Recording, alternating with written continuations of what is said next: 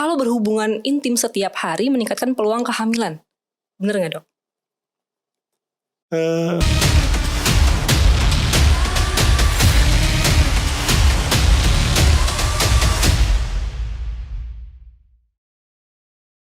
Halo semuanya, selamat datang di podcast Gue Mau Tahu. Kamu mau tahu? Yuk sini, kita kasih tahu. Nah, di episode ini kita kedatangan narasumber yang pastinya udah jadi ditunggu-tunggu banget nih ya sama para pasangan Soraya. Siapa kalau bukan Dr. Kandung Boleksono SPOG atau spesialis obgyn. Selamat siang, dokter. Selamat siang.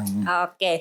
Nah, hari ini ya Sobat Sehat, kita akan minta Dokter Kandung untuk berbagi ilmu dan juga pengalaman seputar program kehamilan atau biasanya kita sebut sebagai promil, Dok. Gitu. Nah, ini masih menjadi isu yang sangat sering dibahas ya, Dok, sama pasangan. Iya, betul. Jadi Sobat Sehat nih yang memang lagi promil atau ada rencana untuk promil gitu ya, jangan sampai di skip videonya ya, ditonton sampai habis gitu.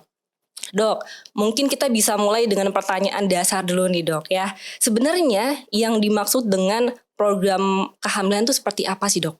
Iya. Jadi sebenarnya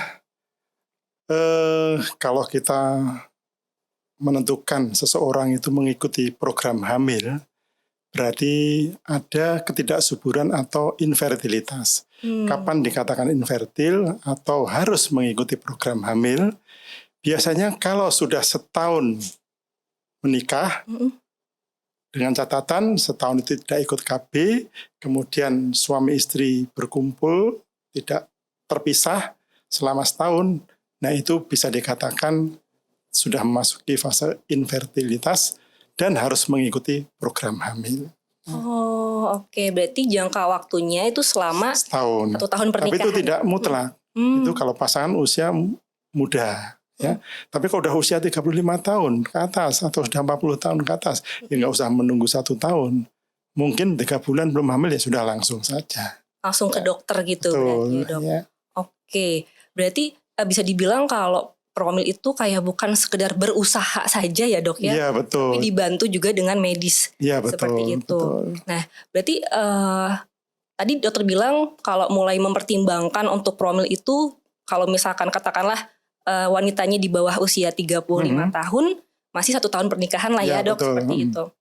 Tapi kalau sudah di atas 35 atau 35 ke atas gitu ya, kita sebutnya harus di bawah itu pun kalau belum hamil-hamil lebih cepat lebih baik. Oke. Berarti itu indikasi atau waktunya juga ngaruh banget ya, Dok? Artinya itu dalam arti bahwa itu harus ya. Tapi selama program hamil sebenarnya tidak harus seperti itu ya. Ada persiapan juga ya, bahkan sekarang sebelum menikah pun sudah disarankan untuk mengikuti persiapan untuk program hamil ya. Persiapan itu dalam arti ya mengecek semuanya, baik calon suami maupun calon istri, dicek semua sehingga ada persiapan apa-apa yang harus dipersiapkan nanti sampai setelah menikah segera mendapatkan omongan dan tidak usah menunggu sampai 1 tahun. Oke. Nah, persiapan itu atau pengecekannya itu apa aja sih, Dok? Sebenarnya yang perlu. Jadi ada namanya prenatal atau sebelum menikah ya, premarital ya, premarital counseling ya, untuk persiapan sebelum menikah bisa dilaksanakan. Karena ada beberapa pemeriksaan yang harus dilaksanakan, misalnya golongan darah ya. Suami istri golongan darahnya berbeda, terutama salah satu contoh aja, golongan darah resus ya, resus golongan darah ada ABO, ada resus positif atau negatif. Umumnya orang Indonesia adalah resusnya positif. Bila seorang ibu nanti resusnya positif, tetapi suami istri resusnya positif tidak masalah. Bila seorang ibu resusnya negatif, ya itu akan bermasalah. Ya, sebagai contoh apa?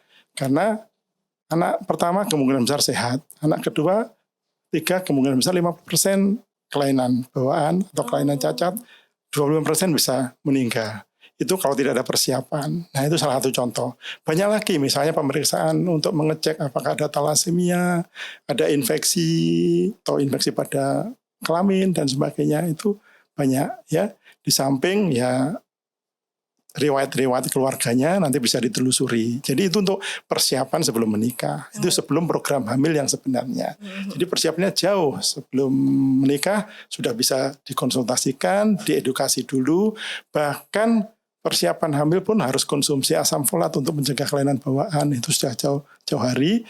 Ya diharapkan sampai nanti 1000 hari ya sebelum dan sesudah melahirkan itu dalam kondisi yang baik sehingga melahirkan generasi-generasi yang sangat-sangat optimal gitu.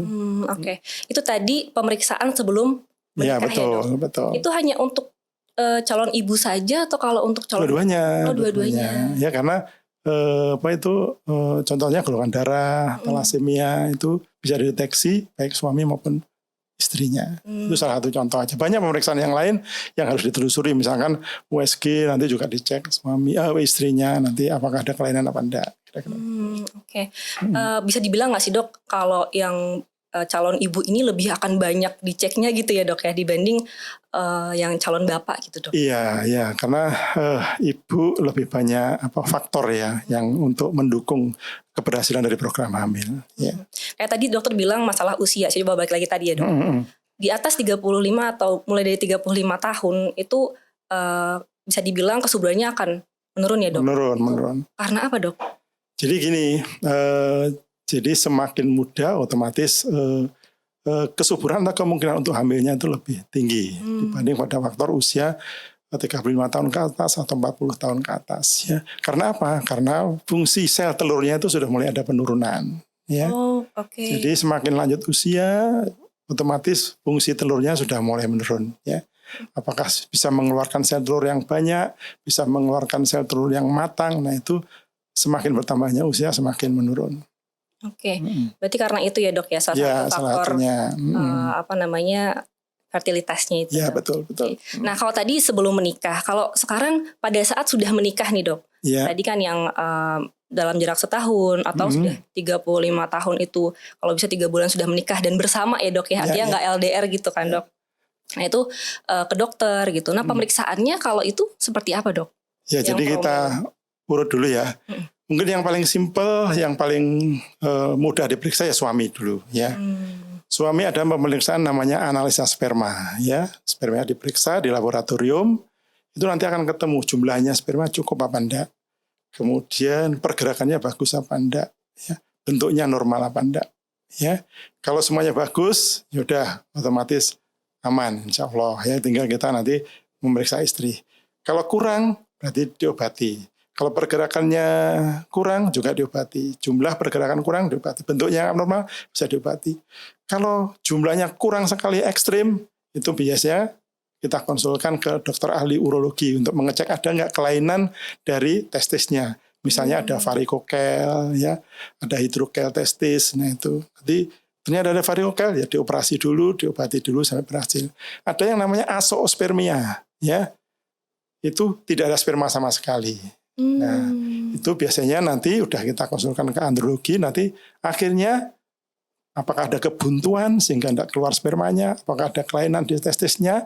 Nah, itu nanti bisa dilakukan pengambilan secara langsung di testisnya atau di saluran epidimisnya. Itu dari pihak laki-laki, ya. Kalau dari pihak perempuan itu lebih banyak lagi, ya. Secara dasar ya, kalau pemeriksaan infertilitas atau program hamil untuk wanita ya, biasanya kita melihat satu, fungsi sel telurnya atau fungsi ovariumnya bagus apa enggak. Biasanya kita akan melihat nanti kalau telurnya jumlahnya cukup, ada yang matang berarti bagus ya. Yang kedua, kita melihat fungsi rahimnya atau uterusnya.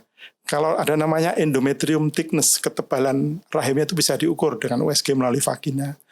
Kalau cukup tebal berarti aman ya. Jumlah nyalurnya bagus, ada yang matang, ada yang cukup tebal, endometriumnya berarti aman ya. Mulut rahim, kemudian tadi ovarium atau sel telur, kemudian rahim atau endometrium, saluran telurnya atau tuba falopinya itu bisa juga dicek ya. Bisa dengan ronsen, bisa dengan ultrason yang dimasuki cairan tertentu, bisa dengan laparoskopi. Kalau itu tidak buntu, aman. Ya, buntu kalau di ujung itu biasanya masih bisa diterapi. Kalau di pangkal biasanya lebih susah, ya nanti sarannya akan mungkin bayi tabung dan sebagainya. Kita lihat vaginanya dulu, mulut rahimnya ada enggak, misalnya ada polipnya, ada keputihannya, nah itu dari secara anatomi, ya. Setelah itu bisa juga diperiksa juga dengan laboratorium, misalnya hormonalnya gimana, ya. Ada hormon estrogen, progesteron, FSH, LH, semua bisa dicek, ya. Itu menentukan juga. Kemudian ada enggak infeksi, misalnya infeksi toxoplasma, rubella, sitomegalovirus, HIV, ya. Semua yang bisa mengganggu jalannya proses kehamilan itu bisa dilaksanakan. Jadi kalau kita bandingkan laki-laki dan perempuan tadi begitu banyak atau kompleksnya, ya perempuannya untuk dicek, ya kira-kira itu. Iya, cukup komprehensif juga ya dok, Ya, maksudnya betul. banyak banget yang perlu Banyak. dicek gitu ya. Ya. Nah katakanlah mungkin tadi dokter bilang kalau ada hasil yang kurang baik bisa diobati atau bahkan bisa sampai operasi gitu ya betul. dok. Nah kalau misalkan sudah diperiksa dan semuanya normal, nah langkah selanjutnya apa dok? Jadi gini, pemeriksaan normal semua, ya. Jadi sperma bagus, telur bagus, rahim bagus, saluran telurnya bagus atau tubanya bagus, mulut rahimnya bagus, semua normal, lakinya normal, ya kita tinggal menunggu, ya. Kalau masih juga belum, ya biasanya dengan pengobatan, dengan terapi kita kasih target, ya 3 bulan sampai 6 bulan belum berhasil, ya. Dengan alami, ya maksudnya alami dengan hanya memberikan terapi obat-obatan, menjaga supaya optimal, ya, spermanya optimal, telurnya optimal, semua bagus, belum hamil kira-kira 3 sampai 6 bulan, ada langkah selanjutnya bisa dilaksanakan dengan inseminasi intrauterin, ya. Inseminasi intrauterin itu kita membantu memasukkan sperma langsung ke dalam rahim, ya. Jadi sperma itu diolah dulu, ya, di laboratorium, dipilih yang bagus, yang nggak bagus biasanya endapkan, yang bagus diambil, terus kita bantu langsung memasukkan. Itu bisa dicoba sampai 3 kali misalnya. Kalau itu normal semua, ya, sudah dicoba normal alami 3 sampai 6 bulan nggak berhasil, boleh dicoba inseminasi intrauterin, ya. Selama 3 kali boleh dimasukkan 3 kali, diulang lagi belum berhasil, 3 kali belum berhasil, ya udah, kalau udah belum berhasil, ya udah boleh dicoba untuk yang lebih jauh lagi, yang lebih ahli lagi biasanya bayi tabung, ya, atau IVF, ya, in vitro fertilization, ya. Yang pembuahannya di luar ya dok. Betul. Nah itu tahap terakhir, ya. Oke, berarti finalnya itu di bayi tabung. Oke. Tapi kalau inseminasi yang dimasukkan sperma langsung ke rahim itu yang disuntik ya dok? Nah itu dimasukkan dari bawah juga. Nah, jadi kita masukkan pakai alat khusus. Setelah spermanya diolah, dikasih obat-obatan supaya memecah telurnya dengan baik, ya, dengan caratan semua udah bagus semua, ya, kita bantu masukkan, ya, gitu. Ya. Tapi sebenarnya dari semua itu tuh kalau gaya hidup itu pengaruh nggak sih dok? Sangat berpengaruh sekali, ya. Jadi contohnya dari sekian banyak penyebab, ya, kita urut aja dari yang laki-laki, ya. Seseorang yang minum alkohol, merokok, ya, gaya hidup bebas, infeksi menular seksual, otomatis sangat berpengaruh, ya. Sampai pekerjaan pun juga bisa berpengaruh, ya. Stres itu ya, berarti ya? Stres juga bisa berpengaruh. Jadi oleh karena itu gaya hidup harus berubah. Untuk pihak perempuannya juga sama saja, ya. Mulai dari stres, ya, didesak gini, ditanyain terus, kok belum hamil, semua itu menambah beban, menambah stres bisa juga. Pola hidup, ya, tadi salah satunya adalah mulai merokok, alkohol, ya, gaya hidup yang nggak sehat, ya, obesitas, ya, atau kegemukan yang ekstrim, itu juga semuanya bisa mengganggu kesuburan atau infertilitasnya. Oke, berarti memang kalau gaya hidup ya harus sehat ya dok? Harus sehat, jelas sekali itu, ya. Oke. Berarti misalkan lagi promil tapi masih gaya hidupnya masih ngerokok, ya itu pasti kita tanyakan. Pasti kalau ada masalah merokok apa enggak pasti kita tanyakan. Ya kalau bisa merokok ya harus stop. Yang kalau nggak bisa ya berkurang bertahap, ya gitu.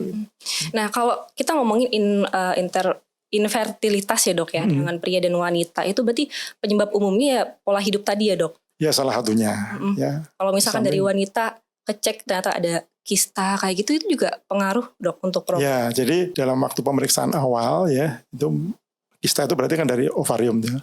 Kalau ovariumnya ada kelainan, ada kista, otomatis ya akan mengganggu, ya. Kalau nggak ada berarti moga-moga sel telurnya bagus ya aman ya. Sebenarnya kelainan anatomi pada wanita tidak hanya kista ya, ada kista, ada miom ya. Miom itu bedanya kista lah, kista adalah di dalam ovarium atau indung telur dia berisi cairan ya, kayak balon berisi cairan gitu ya. Dia ada kista endometriosis atau kista coklat ya, ada kista biasa atau keganasan ya. Kalau dari rahim biasanya kita mengenal mioma uteri ya. Mioma uteri kalau gambaran awamnya itu kayak pentol bakso gitu ya. Oh, Jadi yang mentol-mentol gitu itu miom. banyak ya. gitu dok pentol-pentol. Jadi mentol-mentol bunder jelas itu biasanya miom. Tapi ada namanya yang adenomyosis, endometriosis pada rahim. Itu batasnya tidak jelas ya. Jadi seperti rahim yang besar tapi batasnya mana? Kalau tadi kayak miom tadi kan jelas kayak pentol gitu ya. Kalau adenomyosis atau endometriosis biasanya nggak jelas. Itu lebih rumit lagi, lebih susah lagi ya. Oke. Kalau saya sering dengar nih, saya orang awam ya dok. Ya, betul. Kayak PCOS itu apa sih dok? Nah, PCOS itu adalah singkatan dari Polycystic Ovary Syndrome. Sindrom ovarium polikistik. Artinya apa? Poli itu banyak, kistik itu ada kista kecil-kecil, sebenarnya bukan kista. Itu sel telur itu yang jumlahnya banyak.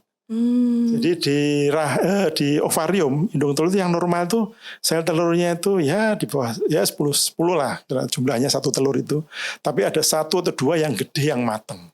Matang itu ukurannya berapa? 1,8 sampai 2,5 cm itu telur yang matang. Yang disebut PCOS itu atau SPOK, sindrom ovarium polikistik, itu berarti telurnya itu di ovarium telurnya banyak. Banyak ya. Dan kecil-kecil tidak ada yang matang. Oh. Ya, kanan kiri itu banyak. Kalau di USG itu seperti kayak roda pedati, itu bunder banyak gitu ya. Jadi seperti itu. Nah, kalau dikatakan sindrom ya, PCOS polycystic ovary syndrome, sindrom itu berarti tidak hanya satu ya. Kalau dari USG tadi kan polikistik ya. Sindromnya itu apa? Ada gejala yang menyertai. Biasanya disertai gangguan haid ya. Gangguan telur itu baik telurnya kecil-kecil atau telurnya banyak atau telurnya tidak ada matang ya, itu biasanya disertai gangguan haid ya. Yang kedua, biasanya juga disertai dengan sindrom tadi berarti gejalanya banyak ya. Hiperandrogenisme ya, berarti hormon laki-lakinya androgennya berlebihan pada seorang wanita. Bisa ditandai dengan kumis ya, bulu-bulunya banyak ya, itu bisa salah satu contohnya. Yang ketiga, kegemukan, obesitas bisa juga ya. Jadi ada gangguan haid, hiperandrogenisme, ada polikistik. 2 dari itu sudah menunjukkan bahwa itu sindrom ovarium polikistik ya. Masih ada lagi ya. Tadi di samping obesitas ada resistensi insulin, berarti ada gangguan insulinnya juga. Itu bisa dicek di laboratorium nanti. Ya, jadi diabetes atau gimana? Ya, seperti itu. Jadi kalau sudah menyangkut sindrom berarti tidak hanya satu. Kalau hanya USG aja berarti namanya polycystic ovary ya. Telurnya kebanyakan tapi tidak ada yang matang. Kalau sudah ada sindrom berarti harus ada gangguan haid, ada kegemukan, ada hiperandrogenisme, ada resistensi insulin tadi. Nah, itu PCOS. Jadi bisa dibilang gini dok, kalau misalkan sudah merasakan sindrom-sindromnya, apa maksudnya gejala-gejalanya yang tadi dan memang sedang berniat untuk promil, harus segera periksa ya dok? Iya betul. Ya. Nah kalau kita ngomongin gangguan haid nih dok, kan ini pasti sobat sehat juga merasakan ya dok ya, apalagi perempuan kayak ada yang rutin sesuai dengan siklusnya, ada yang memang bisa sampai 2 bulan gak haid. Itu juga salah satu indikasi gak sih dok? Betul ya. Jadi memang kalau sudah memasuki usia reproduktif ya, usia reproduktif berarti usia subur ya, kira-kira 20 tahun sampai 20 tahun ke atasnya. Itu sudah mendekati keinginan untuk hamil, ya berarti harus mensnya teratur. Ya, mensnya teratur. Kalau nggak teratur berarti ada masalah. Ya, berbeda kalau misalnya pada masih remaja ya biarin aja lah karena belum teratur ya. Tapi begitu masuk usia reproduktif harus teratur. Atau pada menjelang menopause nggak teratur mundur-mundur ya tidak apa-apa. Jadi haid yang tidak teratur indikasi ada masalah ya. Sebaiknya haidnya harus teratur untuk mempersiapkan program hamil ini ya. Jadi benar ya dok, kalau misalkan ada yang bilang kalau misal susah hamil gitu, perbaiki dulu siklus haidnya. Itu berarti betul. Kadang-kadang ya Haid teratur itu berarti biasanya telurnya bagus ya. Jadi sebenarnya siklus haid itu normal dan rutin itu berulang-ulang terus. Contohnya gini, habis haid itu ya, pas haid itu telurnya kecil semua ya, itu tidak kelihatan di USG ya. Setelah haid telurnya besar sampai kira-kira 1,8 sampai 2,5 cm itu pas masa subur. Nasibnya telur yang matang itu gimana? Dia akan keluar ovulasi. Kalau dibuahi jadi hamil ya. Kalau nggak dibuahi, dia jadi luruh lagi. Begitu dia luruh, dia memancing mens. Nah, begitu mens toh, telurnya udah nggak ada lagi toh. Yeah. Habis mens, gede terus sampai masa subur. Masa subur udah mateng, ovulasi, keluar. Dibuahi hamil, nggak dibuahi luruh. Setelah luruh, jadi men lagi. Terus itu berulang-ulang terus. Nah, bagaimana dengan haid yang nggak teratur itu? Nah, haid yang nggak teratur itu biasanya gini. Telurnya kecil, nggak ada yang matang. Ya kacau jadi udah. Ya. Atau telur sampai gede, sampai matang ovulasi, ternyata nggak bisa keluar. Mainnya jadi kacau. Jadi kalau ada haid yang terganggu, pasti ada sesuatu. Ya, obatnya apa ya? Diatur dulu siklusnya sampai teratur. Ya. Gitu. Berarti USG bisa kelihatan, Dok? Bisa kelihatan. Jadi makanya kalau ditanyakan kapan sebenarnya waktu yang tepat untuk periksa program hamil. Ya. Satu, datang pas haid dulu. Oh, lagi pagi pas haid dulu, kita datang, terus kemudian kita ukur. Ada rahim yang normal ukurannya, indung telurnya atau variumnya kanan kiri bagus normal, nggak ada sisa sel telur yang nggak bisa pecah, ya. Nah itu berarti kemungkinan bisa normal. Kalau ada, ya berarti ada masalah, ya. Terus yang kedua kita biasanya melihat pada saat masa subur. Masa subur biasanya kita melihat hari ke-11 haid, ya. Gampangnya men hari pertama ditambah 10. Nah itu datang lagi untuk diukur telurnya ada yang matang apa enggak, rahimnya ketebalannya udah pas apa enggak. Ya. Kalau ada ketebalan yang pas, ukurannya 7 sampai 9 mm, telurnya 1,8 sampai 2,5 cm, berarti itu pas ukurannya normal semua. Jadi kemungkinan besar kehamilannya tinggi. Kalau rahimnya masih tipis, susah hamilnya. Ya. Telurnya kecil-kecil, ya tidak bisa hamil. Ya karena ada telur yang matang. Telurnya gede, ya harus bisa keluar. Makanya kadang-kadang diberikan obat untuk memecah sel telur. Baik obat minum atau suntikan biar keluar. Karena kalau nggak bisa keluar, nanti ada gangguan haid lagi, ya susah lagi. Ya, berarti memang dari ovulasinya itu ya, Dok ya? Ya dari saat telur sudah matang itu akan harus keluar. Harus keluar, ya. Oke. Kalau untuk siklus haid yang normal itu berapa sih, Dok, biasanya? Siklus haid itu prinsipnya haid yang normal itu gimana? Ya haid yang normal adalah sebulan sekali keluar, ya. Terus kemudian lamanya tidak terlalu panjang, ya. Biasanya 2 sampai 7 hari atau 8 hari itu masih kita anggap normal. Yang nggak normal adalah kalau siklusnya sering, sebulan 2 kali, ya. Terus kemudian atau lama sekali, 2 bulan sekali, 3 bulan sekali, nah itu nggak normal, ya. Atau jumlahnya banyak sekali, 10 hari nggak berhenti, nah itu nggak normal. Jadi kalau normal 1-2 hari sampai 7 hari normal. Sebulan sekali itu batasnya berapa? Ya idealnya sih 28-30 hari sekali. Tapi tidak menutup kemungkinan bisa maju seminggu. 21 hari sekali tidak masalah. Bisa mundur sampai seminggu. 35 hari, 40 hari sekali tidak masalah. Asal teratur. Asal teratur. Ya. Tapi kalau maju mundur gitu ya susah, kacau. Ya. Tapi kalau saya selalu 21-22 hari sekali, oh aman. Saya selalu 35 hari, aman. Saya selalu 38 hari sekali, masih aman.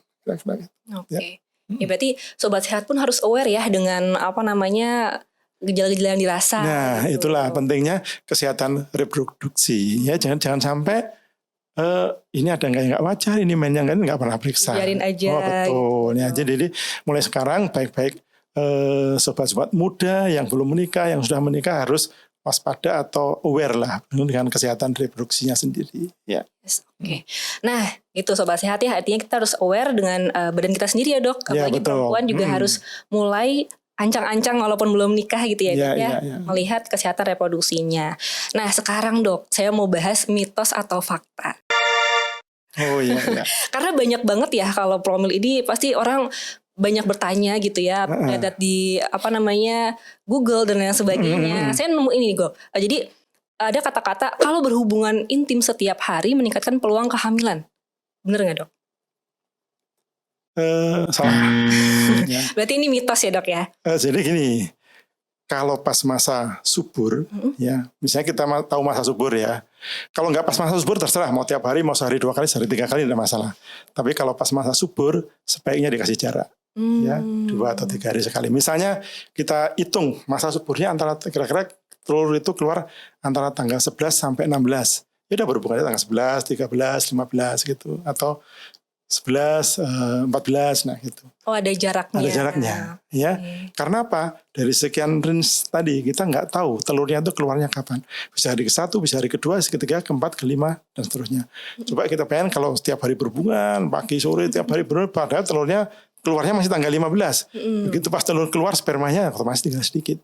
Ya, jadi susah untuk ya. Jadi kalau dikasih jarak 1 hari, hari ke-3, hari ke-5, terus spermanya jumlahnya banyak terus melimpah terus ya. Otomatis kemungkinan hamilnya lebih tinggi ya. Kalau masa subur sebaiknya dikasih jarak. Kalau nggak masa subur, setelah masa subur lewat atau sebelum masa subur silakan mau setiap hari, mau sehari 2-3 kali aman dan masalah. Senyum-senyum ini dok, bapak di sini. Oke, baik. Berarti itu mitos ya dok. Artinya lagi-lagi kita harus melihat masa suburnya kapan. Ini juga berarti penting untuk sobat sehat perempuan tahu kapan masa suburnya gitu ya dok. Tadi kalau bisa dibilang 11 hari dari hari pertama itu. Jadi kita biasanya hari ke-11 ya, sampai ke-16 itu untuk siklus yang 28-30 hari sekali lah. Kalau siklusnya mundur ya berarti lebih mundur lagi. Siklusnya maju lebih maju lagi. Ya, mungkin gitu, bisa ininya pakai kalender ya dok ya, itu mungkin lebih ini ya. Oke. Makanya untuk sobat-sobat muda yang belum menikah maupun sudah menikah harus dibiasakan mencatat mens ya.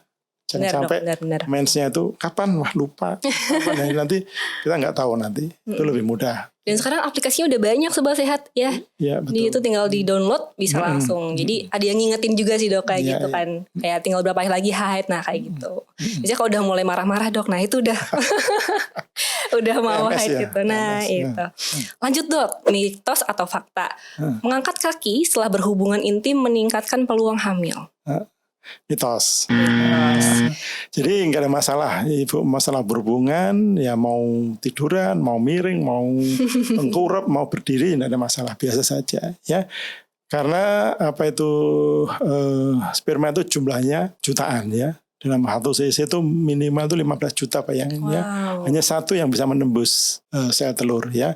Mau berdiri, mau apa itu ya tetap aja kalau spermanya bagus, itunya bagus ya masih bisa hamil dengan baik. Jadi itu tidak menjamin ya, mitos. Jadi santai aja, biasa aja seperti ya itu mungkin karena terlalu dipikirkan jadi nanti malah sepaneng, malah itu malah mengganggu. Malah stres sendiri ya dok ya. Jadi biasa saja, habis berhubungan ya sudah. Ya tetap beraktivitas, tidak ada masalah. Tapi dokter kan udah lama ya dok ya, maksudnya di spesialis obgyn gitu dok. Ada mitos-mitos banyak apa dok? Maksudnya yang sering banyak ditanyakan pasien gitu. Biasanya ya apa itu banyak sih ya, misalnya makan nanas ya itu bisa mengganggu apa, menyebabkan mudah keguguran ya. Enggak, itu mitos juga ya. Terus apalagi ya, yang paling sering ya itu biasanya makanan-makanan seperti itu ya. Itu yang paling banyak ditanyakan ya dok ya. Salah satu contoh itu. Ya, jadi memang jangan langsung percaya ya sobat sehat kalau misalkan dapat informasi apa gitu dok. Ya. Yang paling dipercaya ya kalau misalkan konsultasi sama dokter. Ya, jadi kalau misalkan ada yang meragukan, nah ditanya aja ke dokter lah. Ya. Benar. Nah dok, tadi kita balik lagi ke apa namanya, kalau misalkan sudah menjalani kayak tadi sudah oke semua, dicek sudah bagus, kemudian diberikan 3-6 bulan waktu ya dok ya. Kalau misalkan enggak, kita bisa dengan tadi yang memasukkan sperma itu sampai nanti di akhir yaitu bayi tabung. Nah berarti pada saat itu dokter yang menentukan ya dok? Ya.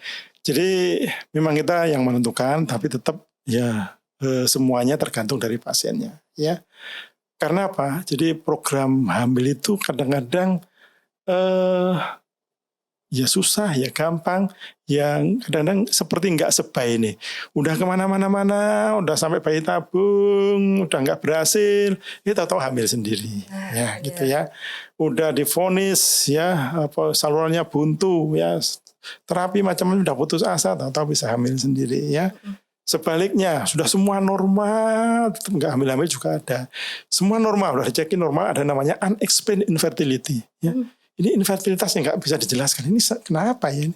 Semuanya normal, ya, baik laki maupun perempuannya. Unexplained infertility, ya nggak bisa dijelaskan. Semuanya normal. Kita tinggal nunggu aja, habis pasrah, ya. Ya mungkin ya Allah yang Tetap kuasa ya dok, kuasa betul, yang ya. di atas gitu ya, udah itu. ngasih atau Kalau lihat cerita program hamil itu ya ada yang dramatis, ada yang ada yang mudah, ada yang susah, nah, seperti itu ya. Banyak cerita itu sudah kemana-mana, sudah akhirnya sampai pasrah, serah. Tahu hamil sendiri loh. Ini nggak pakai apa-apa, enggak, ya udah, ya seperti itu. Ya. Kan kalau misalkan saya pribadi ya dok, dengar kayak berita bahwa anak yang masih di bawah umur dan hamil di luar kandungan itu, hamil di luar nikah itu gampang gitu dok, melahirkannya juga gampang gitu. Nah ini banyak sekali yang pejuang garis dua yang susah betul, banget gitu ya dok ya. Artinya lagi-lagi itu kuasa Allah ya dok. Ya, betul. Itu udah di luar kendali manusia gitu ya. Ya dok, saya penasaran nih, tadi kan dokter sebut inseminasi buatan ya, yang memasukkan sperma ke dalam rahim secara langsung. Itu tahapan-tahapannya kayak gimana sih dok untuk prosesnya sendiri? Jadi untuk melaksanakan IVF atau in vitro fertilization atau bayi tabung itu ada beberapa langkah. Yang pertama adalah seleksi pasien dulu. Pasien itu kira-kira masih bisa nggak diatasi? Kalau masih bisa diatasi bertahap tadi ya. Dari normal dicoba inseminasi intrauterin dicoba ya, nggak berhasil baru bayi tabung. Ada yang bisa langsung ke arah bayi tabung setelah pemeriksaan. Misalnya ada kelainan, saluran tubanya buntu, ya. Buntu kalau di ujung mungkin masih bisa, kalau di pangkal biasanya sudah susah. Itu sebaiknya langsung, ya. Ada sperma yang benar-benar kurang sekali atau azoospermia, tidak punya sperma sekali, ya. Itu bisa langsung, ya, dengan spermanya diambil secara langsung dari testisnya. Itu yang kira-kira yang langsung, ya, bisa dilaksanakan dengan IVF. Setelah dengan pemeriksaan yang detail, ya. Nah, setelah seleksi pasien memungkinkan, ya, kemudian dipersiapkan wanitanya. Wanitanya tetap harus memenuhi syarat punya sel telur yang matang, ya. Kemudian kalau belum matang ya diobati terus sampai ketemu sel telur yang matang, ya. Ada gangguan haid diobati gangguan haidnya, ada PCOS diobati PCOS-nya, endometriosis diobati endometriosis sampai ketemu telur yang bisa matang, ya. Telur yang bisa matang, rahim yang sudah cukup tebal, kalau ketebalan rahim kurang, diterapi dulu sampai tebal. Udah siap, tinggal laki-laki. Spermanya bagus, bisa langsung dilaksanakan. Ya. Jadi tahapan kalau semua bagus, laki-laki bagus, spermanya baik, bisa dilaksanakan. Spermanya nggak bagus, bisa diambil spermanya secara langsung tadi. Ada alatnya, ada tekniknya. Ya. Kalau sudah baik, langkahnya gimana? Biasanya sudah bagus, ada namanya ovum pick up. Ya. Jadi sel telurnya itu diambil dengan alat khusus, dengan bantuan USG, ya, kemudian dimasukkan ke dalam alat atau cawan gitu, terus kemudian spermanya diambil, terus kemudian injeksi ke sperma ke sel telurnya tadi. Dipertemukannya di cawan itu ya dok. Setelah bagus, diamati, setelah terjadi, kemudian injeksi embrionya ditanam atau penanaman embrio dalam rahim, ya. Setelah bagus, ya sudah kemudian dikasih obat penguat untuk mempertahankan itu. Ya, itu secara umum tahap-tahapnya seperti itu. Oke. Ya. Nah, bisa dibilang kalau bayi tabung ini berhasil atau enggaknya gimana dok? Ya, setelah beberapa saat, ya setelah itu akan kelihatan nanti. Ya, dimonitor kadar hormonnya cukup bagus, pembentukannya bagus, ya itu biasanya akan baik. Ya. Oke, baik. Nah, tentu saja pasti ada juga yang gagal ya dok ya dalam menjalaninya. Gitu. Dari dokter sendiri tuh gimana ya dok? Kan pasti emosionalnya tinggi ya dok. Apalagi kalau saya tahunya lumayan mahal ya dok ya. Bayi tabung gitu. Kalau bayi tabung lumayan mahal. Gitu. Sebenarnya mahal itu kan dia prosesnya lama. Jadi dari persiapan dari awal pemeriksaan laboratorium untuk membesarkan telur, ya, untuk menyuntik supaya telurnya besar itu pun juga mahal, ya. Obat suntikannya ya obat minumnya berapa kali, misal 5 hari, suntikannya harus 5 hari, suntik lagi untuk memecah telur. Kalau belum gede ya diulangi lagi bulan depan. Nah itu yang lama dan panjang dan mahal. Nah gitu ya. Iya. Samping itu pas tindakannya langsung nanti ya. Makanya kadang-kadang ya itu kalau sudah siap bayi tabung, ya berarti harus mempersiapkan baik secara keuangan, waktu ya. Karena kadang-kadang kalau bayi tabung di Surabaya harus kos di sana, harus di sana beberapa hari untuk terapi dan seterusnya ya gitu. Oke. Ya berarti selain uang juga harus kesiapan dari mental pada juga, saat nanti gagal seperti juga, apa gitu ya dok. Kalau gagal gimana dan seterusnya. Oke. Nah dok, sebagai penutup ya dok ya, ada pesan atau harapan mungkin bagi sobat sehat yang saat ini sedang berjuang garis 2 dok untuk promilnya gitu, mungkin boleh dokter sampaikan. Oh ya. Oke, buat sobat muda maupun ibu-ibu muda yang sedang atau baru menikah dan menginginkan kehamilan ya. Persiapan untuk program hamil bisa dimulai sejak sebelum menikah ya. Pada saat sebelum menikah usahakan sobat-sobat muda terutama yang wanita aware dengan kesehatan reproduksinya. Ada gangguan haid, ada keluhan-keluhan haid, baik itu nyeri, lamanya, panjangnya, sedikitnya harus diwaspadai ya. Kalau ada sesuatu yang nggak normal, sebaiknya dikonsultasikan. Yang kedua, punya kebiasaan untuk mencatat haid, karena dari situ kan kita lebih mudah untuk mengetahui ada nggak kelainan. Bagi ibu yang baru menikah, suami istri yang baru menikah, segera mempersiapkan diri, ya, baik itu konsultasi langsung ke dokter dulu, atau kemudian mempersiapkan untuk bisa dilaksanakan program hamil dari yang paling ringan, yang sederhana, sampai kira-kira setahun pertama.